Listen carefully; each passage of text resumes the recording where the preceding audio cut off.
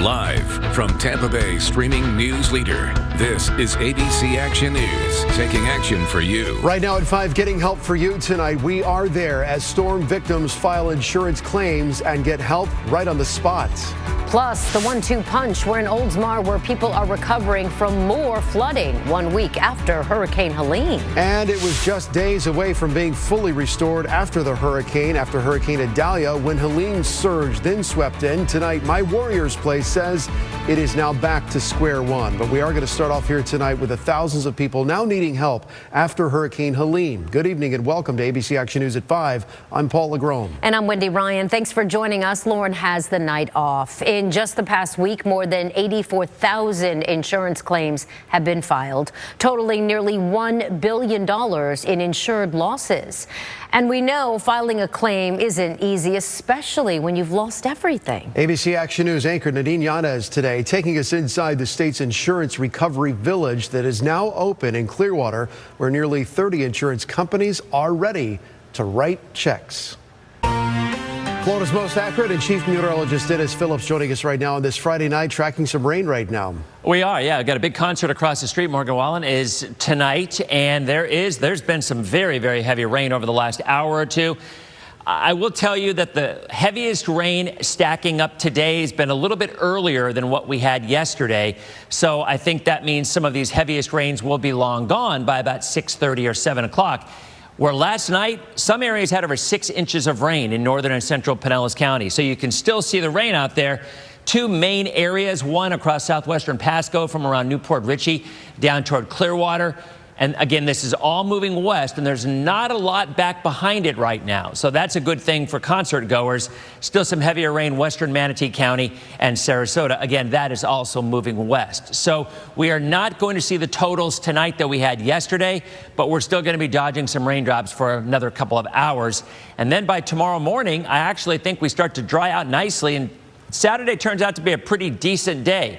Now, there has been a lot of talk about massive rainfall totals across part of the state later Sunday into Monday. And while I do think there will be some areas that are going to have significant rain, I do not think it is going to be a widespread thing. Sunday, we definitely are looking at rain increasing. I do think the farther south you are, the better the chances you'll see that. And it extends into Monday as well. But the numbers that have been floating around on social media of 18 to 24 inches of rain from this first wave, if you will, I think that's kind of extreme, very extreme for that matter, for our area. Now, what's behind it? That's the next thing. And that's something we're going to be talking a lot about, because if you remember yesterday, we were showing you an area in the Pacific that was going to cross over into the Gulf of Mexico. It has done so, and there it is. And the Hurricane Center now believes, as a lot of the models are showing, that this is going to move east toward Florida by the middle of next week. What will it be by then?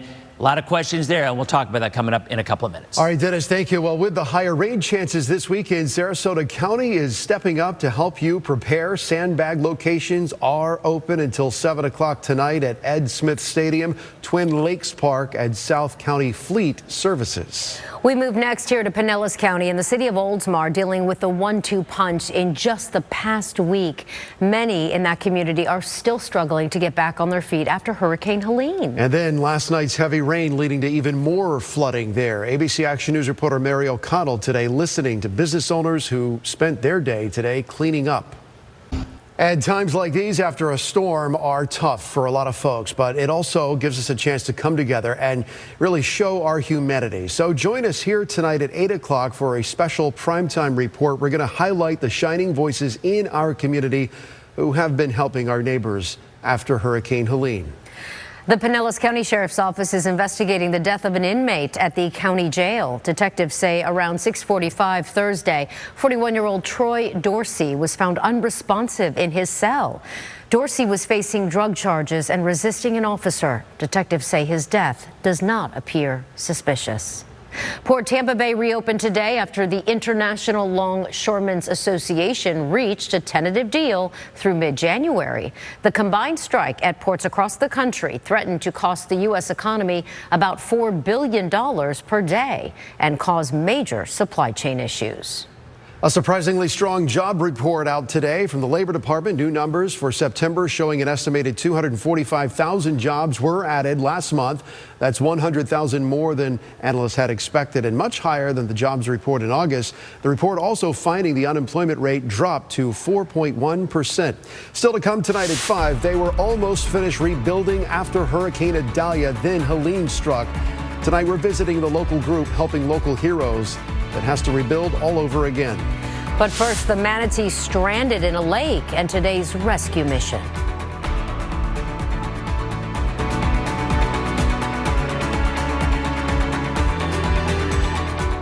ABC Action News is sponsored by Rubenstein Law. FWC was in Largo today helping remove manatees trapped in the lake at Serenity Gardens Memorial Park.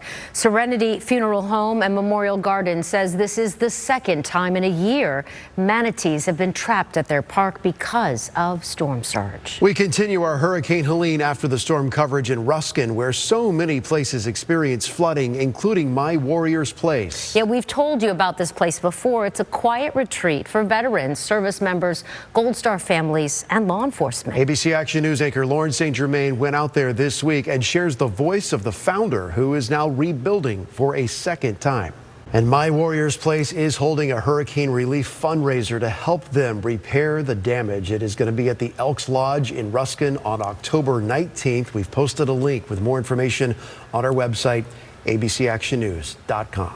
All right, let's check back in with Chief Meteorologist Dennis Phillips as we take a live look outside at the Rivergate Tower. Cloudy out there, and I know more rain is on the way, right, Dan? Yeah, there's been some heavy rain across the area. I know we got the big concert across the street tonight, and there's been some really, really heavy downpours. But at this point, I think the heaviest rain has already pushed through. And the rest of the evening, a few more areas will pop. But overall, this is about an hour and a half earlier than it was yesterday, where the storms lasted longer. The rain was heavier, and some folks had over 6 inches of rain in about 2 hours yesterday. And we had a lot of reports of flooding in northern and central Pinellas County. And those same areas are getting rain right now. You can see it from Holiday down to Tarpon Springs, over toward Dunedin, and then a large area offshore that will be moving away. So I don't expect another round of widespread rain, maybe a few more storms, and in Manatee County, western Manatee County, picking up some decent rains as well. Temperatures right now, where it's raining, it's in the 70s. Where it isn't, it's still in the upper 80s to around 90 degrees. Outside right now, there's a look down at Rivergate Tower at 86 degrees and mostly cloudy at the airport. Airport had some rain, pretty heavy rain, about a half hour, 45 minutes ago. The dew point in the mid 70s with northwest winds at 6 miles an hour. So we have an east to west flow that's going to continue right on through Saturday. Tomorrow we have less moisture to work with, so the rain chances actually drop down a little bit. I mean, whatever is popping will be late day again. But less moisture today than yesterday, less moisture tomorrow than today. So this evening, still a few lingering storms are certainly possible until about 9 or 10 o'clock, but otherwise we clear out and you'll wake up to partly to mostly sunny skies on Saturday. And I don't think you see any morning rain. And there's not going to be a lot in the afternoon either. I mean, some scattered showers, especially south. And I think that's going to be kind of the key to this forecast for the next 48 hours. There's been a lot of talk about insanely high rainfall totals coming up on Sunday and Monday and into Tuesday. And I do think there will be some spots south of us that are going to get some really substantial rain. This starts to roll in on Sunday.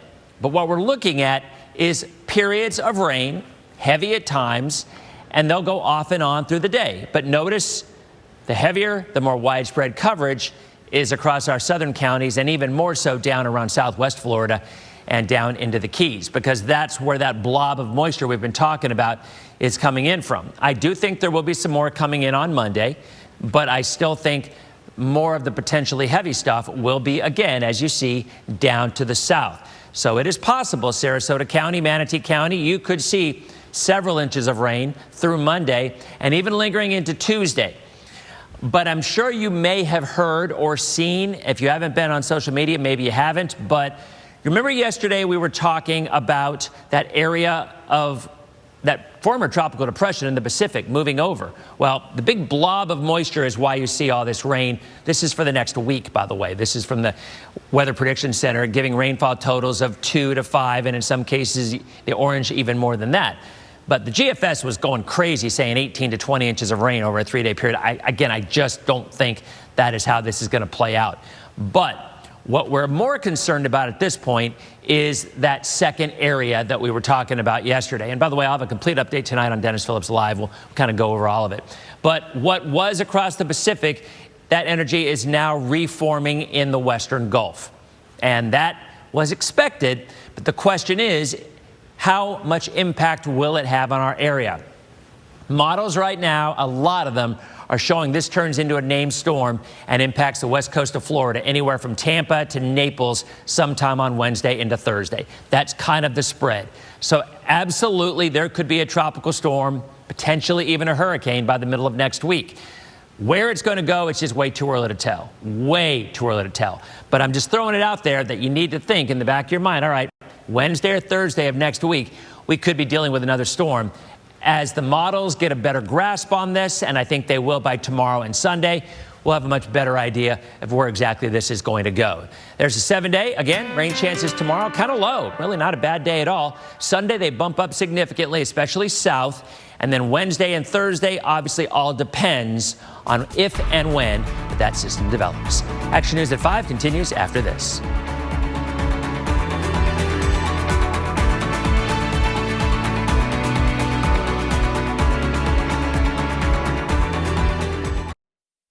Welcome back. Well, 3 years of hard work destroyed during 3 hours of flooding. That's how the South Tampa honey farm described their losses due to Hurricane Helene. And ABC Action News reporter Robert Boyd stopped by the farm as they attempt to rebuild.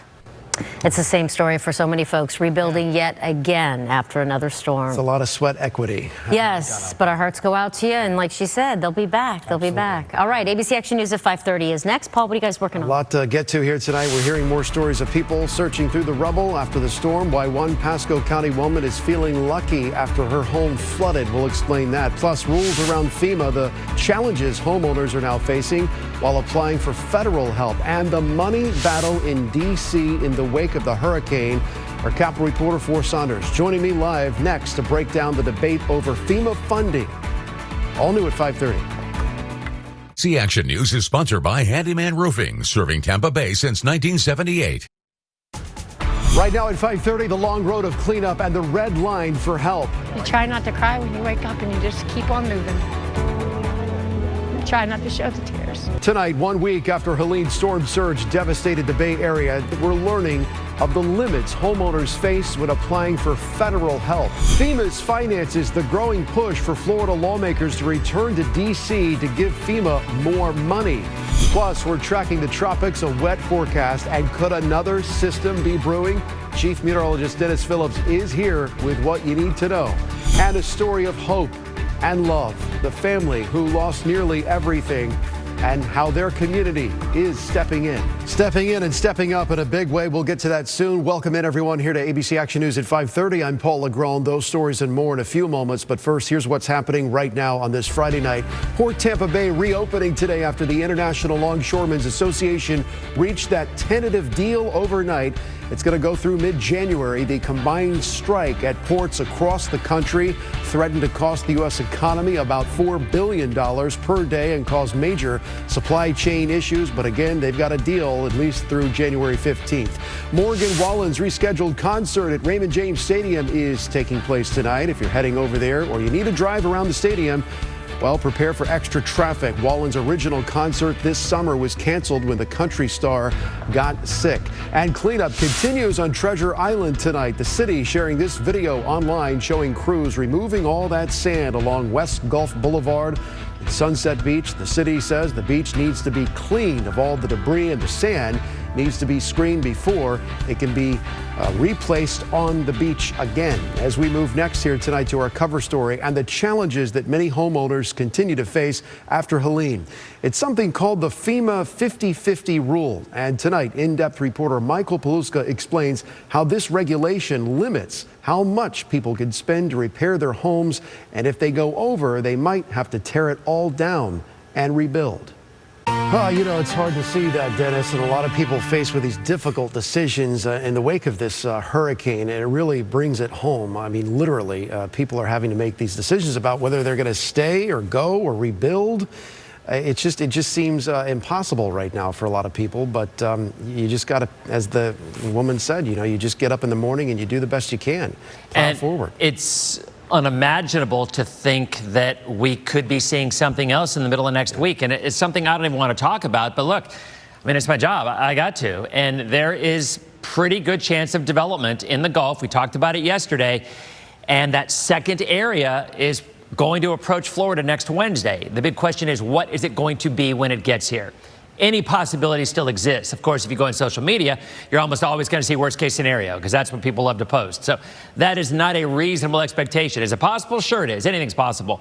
But so is a much weaker system. And we'll get into that coming up over the next hour and a half. And again, tonight at 7:30 on Dennis Phillips Live, I'll be talking a lot about all those possibilities. Right now, we're looking at rain, but not as heavy as it was yesterday when some folks had over 6 inches of rain. We definitely had some downpours, but they've already moved offshore. And a few more might pop, but overall, we are not going to see the coverage tonight that we had last night. 90 right now in Zephyr Hills, upper 70s in Clearwater where the rains are falling again. 86 right now. Kind of cloudy. The rains are tapering off with this east to west motion. We'll continue to see these storms move away. And by tomorrow morning, I think we wake up to sunny skies. Sunshine most of the day on Saturday, but starting on Sunday, the first round arrives. That's the rain for a couple of days. And then what happens in the middle of next week, we'll talk more about that coming up in a few minutes. All right, Dennis, thank you. We'll see you then. Well, we move along next here tonight to the battle over FEMA funding that is now brewing, and Florida is on the front lines. The agency has come under scrutiny this week over its reports that it does not have money for the rest of hurricane season. Congress trying to figure that out. And our Forrest Saunders joining us live from Tallahassee tonight. And Forrest, some Florida lawmakers they're stepping up, saying something needs to be done. This is not something they want used as a political poker chip in any kind of way. No, that's absolutely right. I mean, if you're talking about Jared Moskowitz, who's down there, South Florida Congressman, Democrat, or U.S. Senator Rick Scott, Republican, and Florida's junior senator, I mean, this is a bipartisan effort, right, to do something about the FEMA funds. But it's interesting because it's not just Republicans, Democrats in Florida. Across the country, you're seeing more and more lawmakers start to suggest that maybe it's a good idea for lawmakers to come back in some kind of special session. There's a question of whether or not it needs to be before or after the election. And that's obviously a big question. We don't know for sure when that's going to happen. We don't know for sure if it is going to happen. We know that President Biden has signaled that he's interested in maybe bringing back a special session. But if you call lawmakers back, they don't necessarily have to vote on something, kind of like a special session here in Florida. So we're still waiting to see what happens. But in the meantime, we're also starting to get Republican criticism, right? You've got this new narrative out there that somehow the FEMA dollars are short because FEMA's been giving money for undocumented migrants. And actually, that's not exactly true at all. If you look at the specifics of it, the White House pushing back, what they're saying is essentially FEMA has a designated disaster pot of money, right? It does have other grant programs for other things, but specifically the disaster program has been funded with about $20 billion extra dollars through that stopgap. The question is whether or not we need to do more supplemental because we're not done with hurricane season yet, Paul. Yeah, and every week that goes by, those folks are without a shelter or home or basic needs. Feels like a month to them. Forrest Saunders live in Tallahassee tonight. Forrest, thanks for the update. Still to come at 5:30. They thought they lost everything until their community stepped in to help. The story next.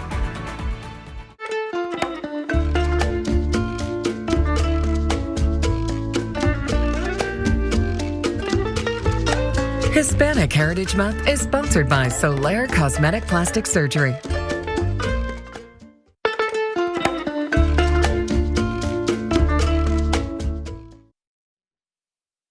Welcome back. While so many people have lost furniture and appliances to the recent flooding, more personal items cannot be replaced. Pasco County reporter Eric Waxler today with the story of how one local woman did get the help that she needed to recover her most treasured belongings.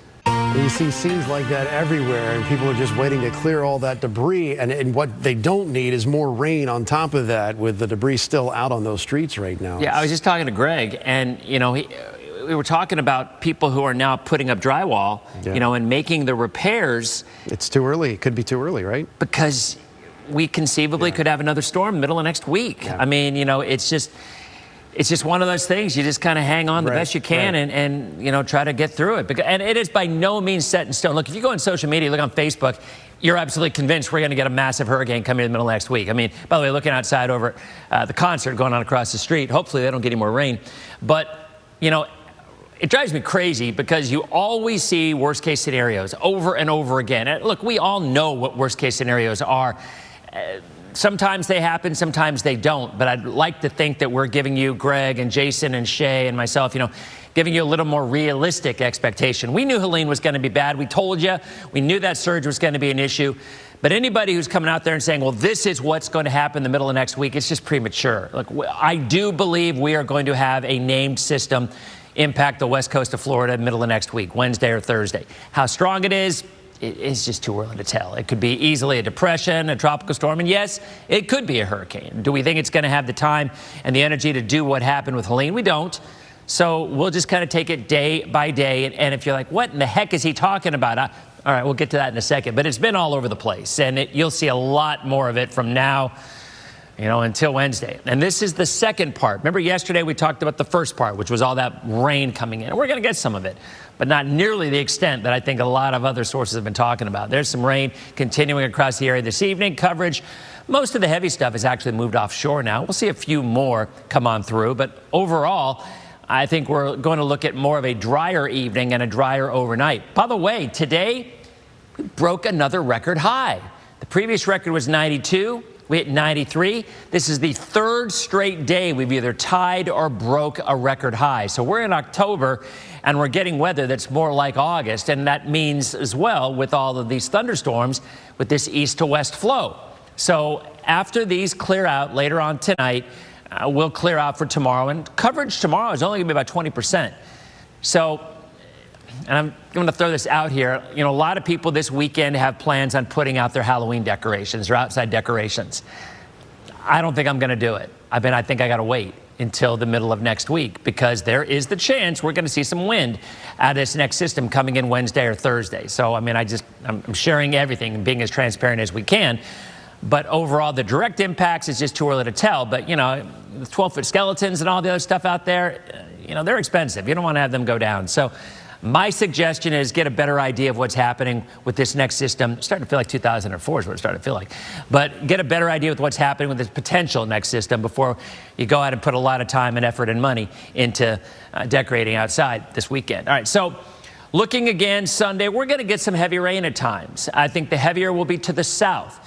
But those totals of 16 to 20 inches of rain over the next 2 or 3 days, maybe down south, there could be some spots that could rival that, but I don't think that's going to be the case in our area.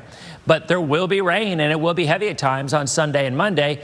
And then the middle of next week, you see these overall totals. This is for the next 7 days. And the red color's 2 to 4 inches of rain. The orange is more than 4. So, I think that's about right. 3 to 5 inches sounds about right overall through the early part of next week.